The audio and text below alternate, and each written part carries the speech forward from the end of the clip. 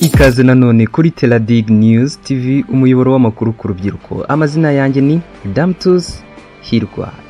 Inkuru nkuzaniye nuko mu gihe hari kubura amasaha makeya ngo igikombe cy'isi cya 2018 kibe gitangiye mu gihugu cy'Uburusiya. Kuri ubu ngubu hari andi makipe y'ibihugu yamaze kugera mu Burusiya, ariko ukaba utarigeze ubona amafoto yayo. Bityo na Teladig News TV twagukusanyirije amwe mu mafoto y'amakipe agiye atandukanye yamaze kugera muri iki gihugu cy'Uburusiya. Imikino y'igikombe cy'isi ikomeje kugenda idusatira. Nyuma y'imyaka myinshi rero dutegereje kongera kubona iyi mikino mboneka rimwe, birasa naho inzozi zamaze kuba impamo, dore ko habura amasaha make cyane atageze no ku munsi wonyine ngo iyi mikino itangire mu gihugu cy'Uburusiya. Umukino ufungura irushanwa uteganyijwe mu kanya saa 11 za hano i Kigali hagati y'ikipe y'igihugu y'Uburusiya ndetse n'ikipe y'igihugu ya Saudi Arabia, The Green Falcons. Maginga ya amakipe hafi ya yose yamaze kugera mu gihugu cy'Uburusiya uretse Repubulika ya Korea n'Ubuyapani, byitezwe z'uko zihagera nazo mu masaha ari imbere. Reka duhere kuri ikipe y'igihugu cya Nigeria Super Eagles yasesekaye mu Burusiya ku munsi w'ejo bambaye imyenda y'umweru ndetse n'ibara ry'icyatsi nyine biranga idarapo ry'igihugu cyabo.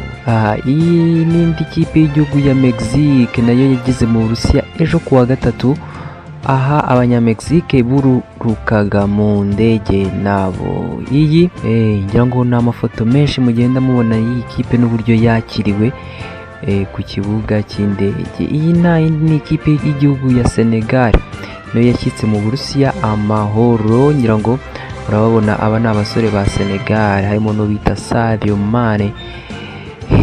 Nayo iyo ni imodoka izajya itwara ikipe ya Senegal ahantu henshi hagiye hatandukanye muri iyi mikino y'igikombe cy'isi. Ngira ngo murabona bambaye nk'abasore nyine bakubutse ku mugabane wa Afurika. Iyi ni ikipe y'igihugu ya Panama nayo yageze ku Burusiya kuri uyu wa kabiri w'iki cyumweru twatangiye ejo. Ikipe y'igihugu ya Pologne nayo yasesekaye kuri uyu wa gatatu nayo muri kiriya gihugu cy'Uburusiya. Muramubona ni James Rodriguez na bagenzi be, nabo bari mu gihugu kiruta ibindi ubunini ku isi, nabo bamaze kuhagera mu makote meza cyane. Ngira ngo murabona ekipe ya Costa Rica nayo yageze mu Burusiya.